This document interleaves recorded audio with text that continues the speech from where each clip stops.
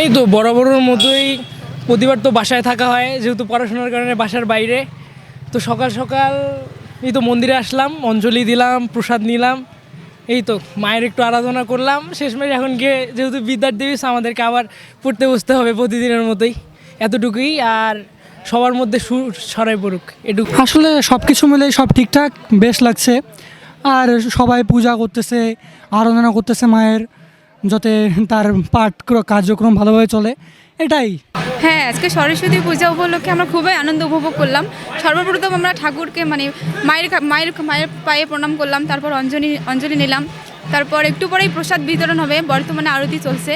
তারপরে আরও বিভিন্ন ধরনের মানে প্রতিযোগিতা আর কি অনুষ্ঠান আছে। অন্যান্য বছরের তুলনায় এই বছর অনেক ভালোই লাগতেছে। আমরা ভালোভাবে উদযাপন করলাম।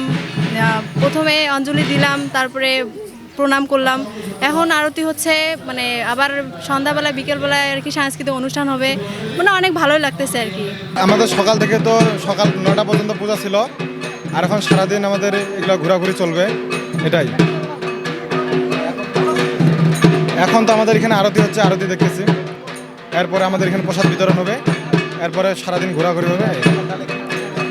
সকালে আমাদের পুষ্পাঞ্জলি দিয়েছি, তারপরে পূজা হয়েছে, তারপর এখানে আমাদের মায়ের মাহাত্ম্য কাহিনী শোনাইছে, তারপর এখান থেকে শুনে তারপর আমরা ওইখান থেকে চলে আসছি এখানে কান্নাইকেলে, এখানে বেড়াতে আসছি।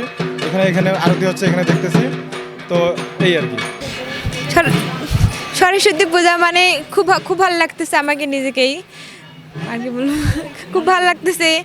আর এখানে আসলাম, আমি পুষ্পাঞ্জলি দিলাম, আর সবার সঙ্গে বসে দিলাম, আর আরও বেশি ভালো লাগতেছে। সব মিলে অনুভূতিটা আসলে অনেক সুন্দর। সরস্বতী পূজা মানে আমাদের সব ছাত্রছাত্রীদের একটাই প্রতি বছর জুড়ে একটা আমাদের আনন্দের ব্যাপার থাকে কলেজে ক্যাম্পাসে।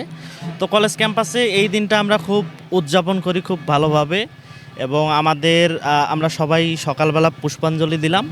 তো পুষ্পাঞ্জলি দেওয়ার পরে এখন আমাদের আরতি চলতেছে, তো তারপরে আমাদের প্রসাদ বিতরণ হবে। তো সব মিলিয়ে আর কি, মানে স্যারেরা আছে, এখন সব মিলিয়ে আর কি সবার একটা সময় খুব ভালোভাবে যাচ্ছে। বিশেষ অতিথিবৃন্দ এবং ভক্তবৃন্দ সকলে